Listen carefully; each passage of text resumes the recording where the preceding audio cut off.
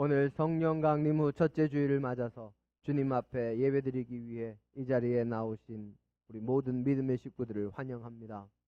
또 주님께서 이 자리에 나온 우리 하송의 믿음의 식구들 모두에게 각자에게 합당한 은혜로 채우시고 가장 좋은 길로 인도하실 줄 믿으며 감사와 영광을 돌립니다. 요즘 많은 사람들이 어렵다, 힘들다, 불경기다 하는 말을 합니다.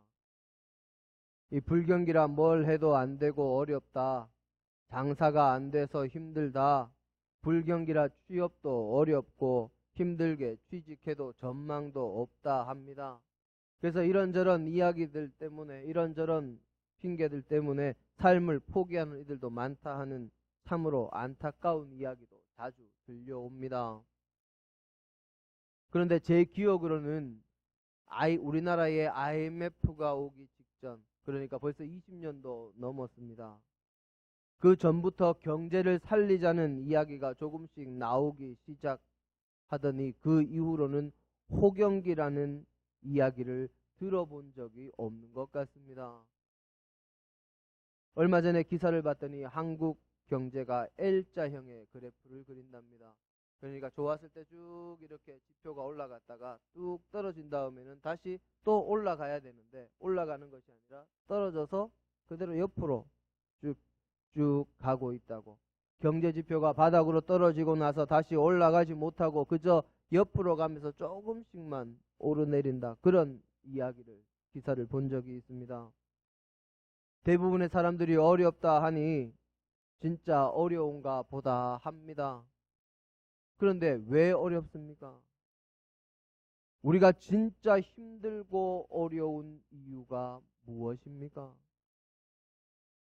하나님의 선민이요 하나님께서 이끌어 가시는 나라라고 스스로 자부하던 이스라엘 백성들이 세상 나라들 가운데서 어려움 당하고 고통당하고 나라가 혼란할 때, 정말 이스라엘의 모든 사람들이 힘들다, 어렵다, 괴롭다 할 때, 그때 하나님의 선지자들이 무엇이라고 선포했습니까? 우리 아모스서 8장 11절의 말씀을 함께 보기를 원합니다.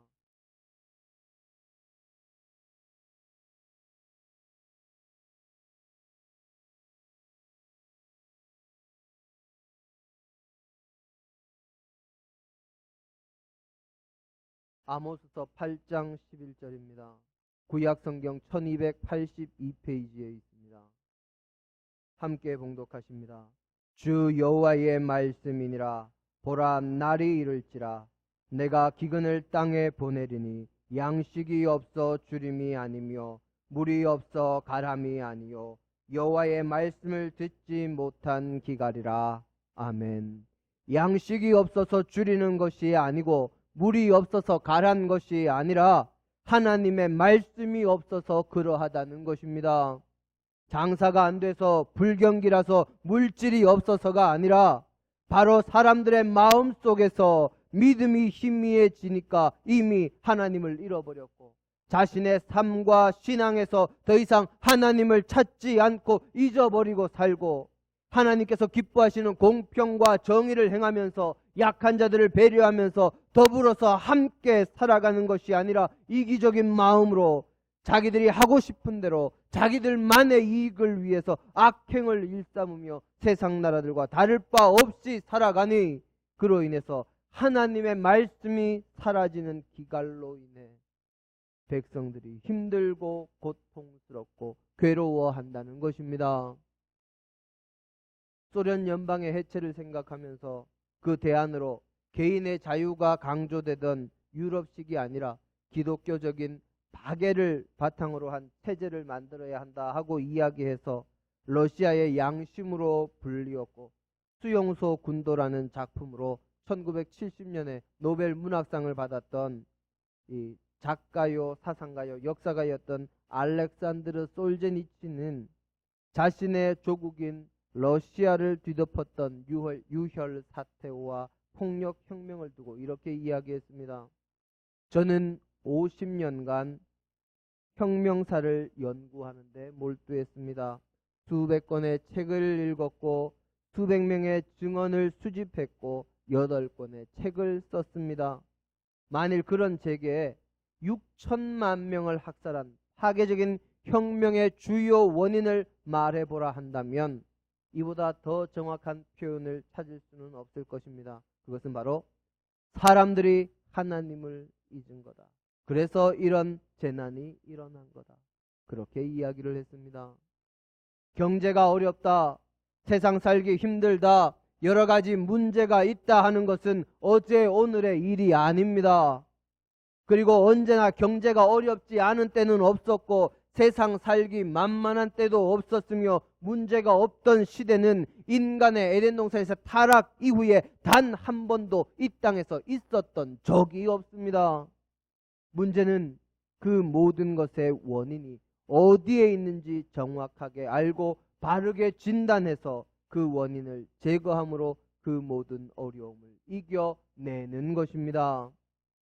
사람들이 하나님을 잊음으로 문제가 생겼다면 사람들의 심령 속에, 믿음의 사람들의 삶 속에 다시 하나님에 대한 믿음과 말씀에 대한 실천을 되살릴 때 모든 문제의 근원을 해결할 수 있는 것이요 행복한 삶을 되찾는 길이 될 것입니다.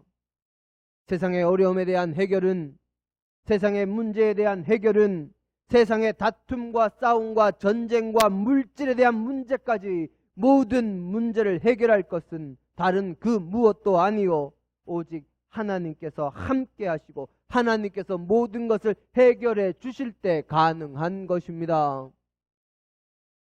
사람들이 모여서 약속하고 사람들이 모여서 합의하고 사람들이 모여서 회담한다고, 국가 정상들이 모여서 평화회담한다고 평화가 이루어지는 것이 아닙니다. 사람들이 그저 열심히 일한다고 불경기가 해소되는 것이 아닙니다. 사람들이 열심히 일한다고 물질의 문제가 해결되는 것이 아닙니다. 사람들이 하나님을 찾고 오직 하나님께서 우리와 함께 하실 때 모든 것이 가능해지는 것입니다. 찬송가 412장의 가사에 평화 평화로다 하늘 위에서 내려오네 이렇게 이야기했고, 아까 우리가 예배 전에 불렀던 찬양에서는 평화 평화 하나님 주신 선물이다 그렇게 찬양했습니다. 그 가사처럼 평화도 하늘에서 오는 것이요 평화도 하나님의 선물이요 레위기서 26장 6절은 땅에 평화를 주시는 분이 하나님이시다 그렇게 증언하고 있습니다. 또한 신명기서 8장 4절로 5절은 이스라엘 백성이 40년간 광야에서 농사짓지 않고 길쌈하지 않고 살았지만 의복이 헤어지지 않았고 신발이 닳아 없어지지 않았고 그리고 그들에게 먹을 것이 부족하지 않았다 하면서 사람에게 필요한 모든 것을 공급하시는 분이 하나님이심을 증거하고 있습니다. 하나님께서 하셔야 해결됩니다. 우리 믿음의 사람들은 하나님이 함께 하시지 않으면 우리가 아무것도 할 수 없는 존재임을 잊어서는 안 될 것입니다. 또한 하나님께서 우리와 함께 하시면 우리가 할 수 없는 것도 없다는 것을 늘 기억해야 합니다.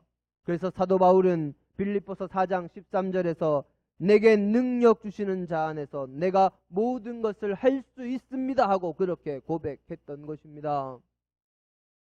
2003년도에 중국에서 발생한 중증 호흡기 증후군 사스라고 했죠. 이 사스는 그해 중국에서만 8,400만의 환자가 발생했고 치사율이 무려 10%가 넘는 무시무시했던 전염병이었습니다. 2009년도에는 신종 플루가 이 전염병으로 전 세계를 떨게 만들었습니다. 당시 우리나라를 포함한 전 세계 200여 개국에서 신종 플루로 1년 동안 사망한 사람들이 18,500여 명이다 집계가 됐습니다. 또 우리의 기억에 선명한 2015년에는 중증 호흡기 질환 증후군 바로 메르스가 우리나라를 강타했었습니다. 우리나라에 메르스가 유입되었다 하는 소식이 들리자마자 순식간에 격리 대상자로 분류됐던 사람만 15,000명이 넘어설 정도로 엄청난 전염성과 위험성으로 전 국민에게 아주 무시무시한 충격과 공포를 가져다 줬습니다. 그때를 생각하면 지금도 가슴이 철렁할 지경입니다. 그런데 이 육신의 질병보다, 이 육신의 전염병보다 더 치명적이고 더 전염성이 강한 질환이 있습니다. 오늘날 이 시대에 급속도로 퍼져가고 있는 아주 오래된 전염병입니다. 자신의 인생을 깊은 나락으로 떨어뜨리게 만드는 병이요, 자신 외의 가족과 친구들에게 전염돼서 불안의 도가니로 몰아넣는 병이요, 그 병으로 인해서 자신을 망치는 것뿐만 아니라 그 병으로 자포자기하게 함으로 무고한 사람들까지 해치게 만드는 병, 그 병의 이름은 바로 절망입니다. 일찍이 키에르케고르는 이 병을 죽음에 이르는 병이다, 그렇게 했습니다. 어려움이 있다고 좌절하고 낭망하고 절망하면 모든 소망이 사라집니다. 사람들이 낭망하고 좌절하고 절망하는 것 누가 가장 기뻐할까요? 사탄이 가장 좋아합니다. 사탄이 그것을 기뻐하는 이유는 사람들의 마음속에 하나님이 계시지 않을 때 사람들이 낭망하기 때문입니다. 믿음의 사람들의 심령이 하나님을 찾지 않을 때, 믿음의 사람들이 하나님을 잃어버렸을 때, 하나님을 잊고 세상에서 살아갈 때, 그때 믿음의 사람들의 심령 속에 절망이 찾아오기 때문이요. 또 사람은 혼자서는 아무것도 할 수 없는 존재인데 믿음의 사람인 우리들조차도 하나님 없이 무언가를 하려고 하다가 혼자서 낭만과 좌절을 느끼기 때문에 사람들이 낭망할 때 사탄이 기뻐하는 것입니다. 우리는 이제 더 이상 이 세상에 절망이 퍼져나가는 것을 과시하지 않기를 원합니다. 주님 주신 소망의 힘으로 절망을 몰아내기를 원합니다. 절망이 아무리 힘이 세고 강하다 해도 우리는 성령의 능력으로 승리할 수 있습니다. 오늘 우리의 로마서 15장 13절 본문은 우리에게 이렇게 말합니다. 소망의 하나님이 모든 기쁨과 평강을 믿음 안에서 너희에게 충만하게 하사 성령의 능력으로 소망이 넘치게 하시기를 원하노라 하고 말입니다. 우리가 실수로 유리를 바닥에 떨어뜨리면 유리는 산산이 부서져 버립니다. 또 진흙더미를 바닥에 떨어뜨리면 진흙은 그냥 바닥에 달라붙어 버립니다. 하지만 공을 바닥에 떨어뜨리면 공은 기분 좋게 바닥을 치고 튀어오릅니다. 조금 세게 바닥을 향해서 던지면 던진 높이보다 더 높이 공이 튀어서 날아갑니다. 바닥에 세게 때리면 때릴수록, 바닥에 세게 내리치면 내리칠수록 공은 더 높이, 더 멀리, 더 빠르게 하늘을 향해서 날아갑니다. 미국의 커뮤니케이션 이론가 폴 스톨츠는 그의 저서인 위기 대처 능력이라는 책에서 역경을 이겨내고 회복하는 힘을 의미하는 역경지수, 우리 지능지수는 IQ고 감성지수는 EQ고 역경을 이겨내는 역경지수는 AQ라고 이 사람이 그렇게 이 용어를 만들었습니다. 그리고 그에 대해서 설명하기를 바닥에 맞고 튀어오르는 공처럼 사람들도 실패를 경험했을 때 절망해서 유리처럼 깨지느냐, 낭망해서 진흙처럼 그 실패의 자리를 벗어나지 못하느냐, 아니면 공이 바닥을 차고 튀어오르듯이 실패를 딛고 다시 일어서느냐 하는 것은 IQ, EQ처럼 역경을 이겨내는 역경지수 AQ에 달려있다라고 그렇게 설명을 했습니다. 우리가 성경 말씀을 읽어보면 성경의 그 어떤 믿음의 영웅들도 넘어짐이 없었던 사람이 없습니다. 모세도 그러했고 엘리야도 그러했고 다윗도 그러했고 주님의 수제자라는 베드로도 실패를 겪었습니다. 믿음의 사람은 넘어지지 않는 사람이 아니라 넘어져도 다시 일어나는 힘이 있는 사람, 역경지수가 높은 사람입니다. 하나님께서 성령님을 믿음의 사람들에게 보내주신 이유는 어려운 세상, 힘든 세상, 문제 많은 세상에서 실패할지라도 성령님으로 함께 하시고 도우시는 하나님을 의지하고 하나님과 다시 한번 함께하며 세상의 모든 역경을 이겨내고 승리하는 믿음의 백성이 되도록 이끄시기 위함입니다. 성경의 위대한 영웅들이 언제 넘어졌습니까? 위대한 믿음의 선조들이 언제 낭망했습니까? 위대한 신앙의 유산을 남겼던 그들이 언제 실패를 경험했습니까? 성경을 살펴보면 모두가 내가 하려고 할 때 넘어지고 실패했습니다. 나의 능력으로, 나의 지혜로, 나의 경험으로, 나의 힘으로, 나의 용기로 다 내가 하려고 할 때 넘어지고 실패하고 낭망합니다. 이스라엘의 위대한 민족 지도자 모세가 언제 실패했습니까? 그가 자신의 힘으로, 자신의 방식으로, 자신의 능력으로 하려고 할 때 실패했습니다. 모세가 자신만의 생각으로 자신의 동족인 히브리인을 도우려고 히브리인들이 노역하는 그 현장으로 나갔을 때 히브리인을 때리는 애굽인 감독을 봅니다. 의분에 차서 주변을 둘러보고 아무도 보는 사람이 없음을 확인하고 그 애굽인 감독을 때려 죽임으로 동족을 도왔습니다. 결국 자신의 힘으로 동족을 도왔을 때 그는 자신이 도왔던 동족 중에 한 사람조차 나도 죽일 거냐 하면서 용납하지 않는 그 살인자의 오명에 고개를 떨구고 미디안 광야로 도망쳤습니다.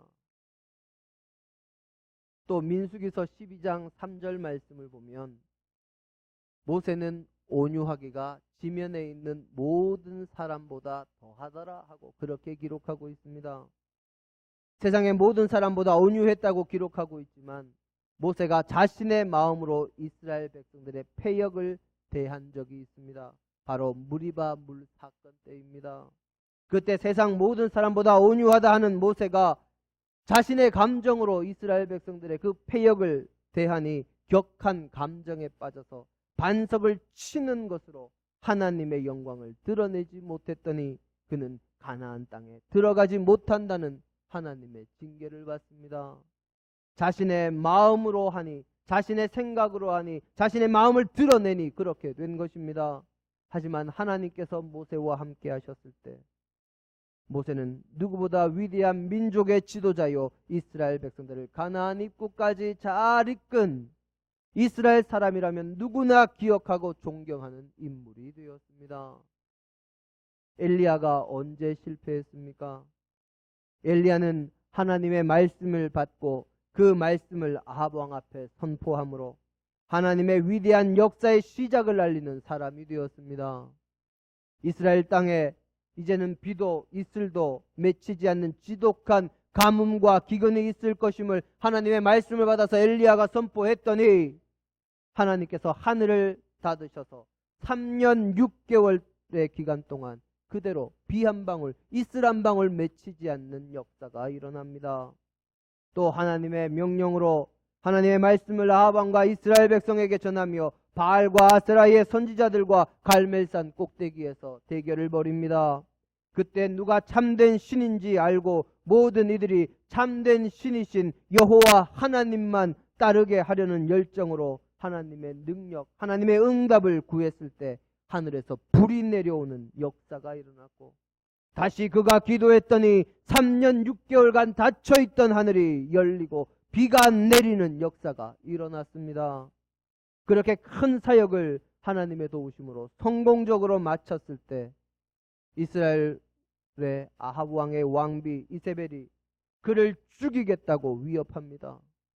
기도 한 번으로 하늘을 열고 기도 한 번으로 하늘을 닫고 하늘에서 불이 내리게 하던 그 위대한 선지자가 이세벨의 위협에 겁을 먹고 광야로 도망쳐서 로뎀나무 그늘 아래 누워서 죽기를 구합니다.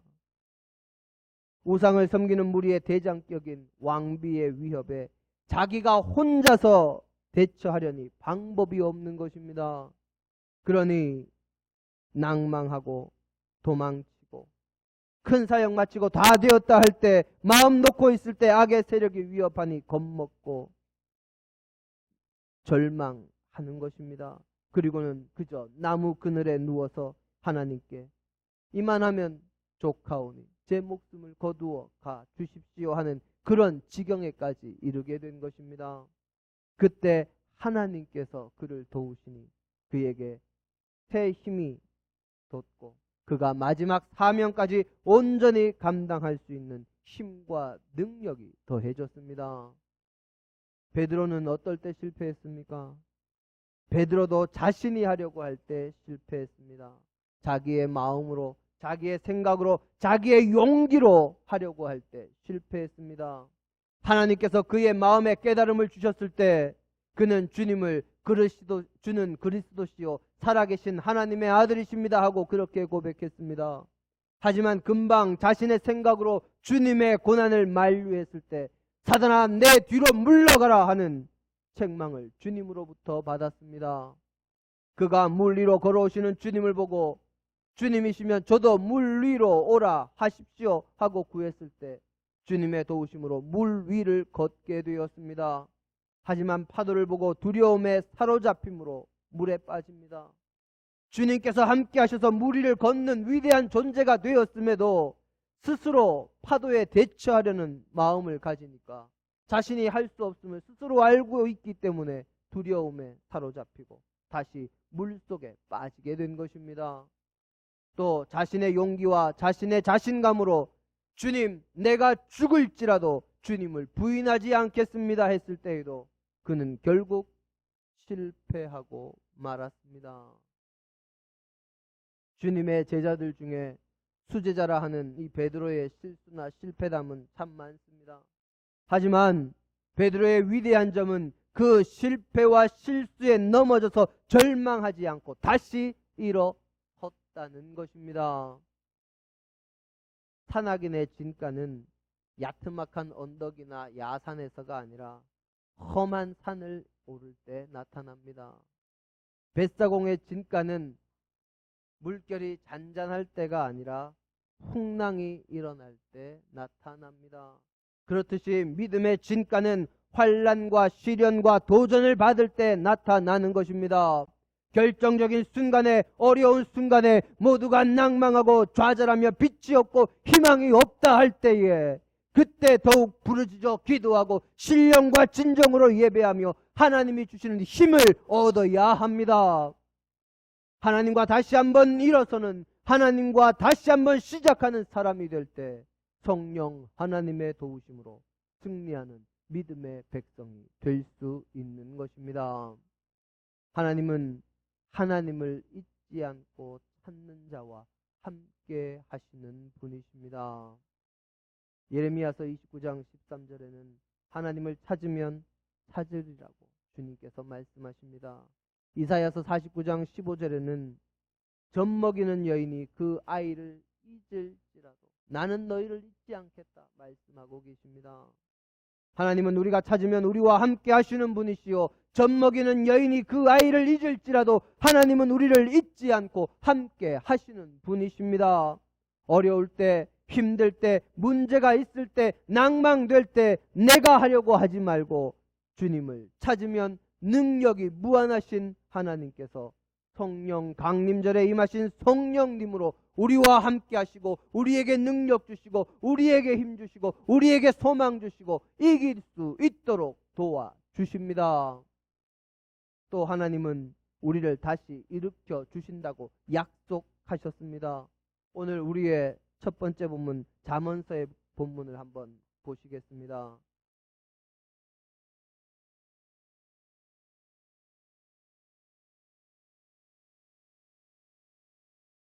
대저 의인은 7번 넘어질지라도 다시 일어나려니와 악인은 재앙으로 말미암아 엎드러지느니라. 아멘. 오늘 우리의 본문은 이렇게 증언합니다. 성경의 7은 그냥 딱 7만을 의미하는 숫자가 아니라 완전수요 많은 수를 의미하는 숫자입니다. 그러니 오늘 우리의 이 본문 말씀에서 하나님은 우리가 아무리 많이 넘어질지라도 우리를 다시 일으키시고 우리와 함께 하시고 우리에게 힘 주실 것을 약속하고 계시는 말씀입니다. 아무리 어려워도, 아무리 힘들어도, 아무리 문제가 많아도 하나님께서 함께 하시면, 우리가 하나님을 믿고 의지하면, 하나님과 다시 한번 시작하면 우리의 역경지수는 무한대요, 어떤 상황에서도 늘 승리하는 믿음의 자녀가 될 줄로 믿습니다.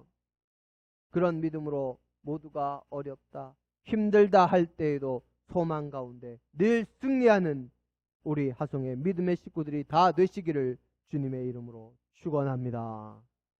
함께 기도하십니다. 우리를 사랑하셔서 우리를 자녀로 삼으시고 우리에게 영원한 천국을 약속하시고 우리에게 힘 주시마, 우리에게 능력 주마 약속하신 하나님, 감사를 드립니다. 언제나 주님의 은혜 가운데 우리를 붙드시고 인도하여 주옵소서, 능력으로 채워 주옵소서. 항상 주께서 도우심을 믿고 항상 주님을 찾으며 주님과 함께함으로, 주님과 다시 한번 일어섬으로 승리하는 자 되게 하옵소서. 예수님 이름으로 기도드립니다. 아멘.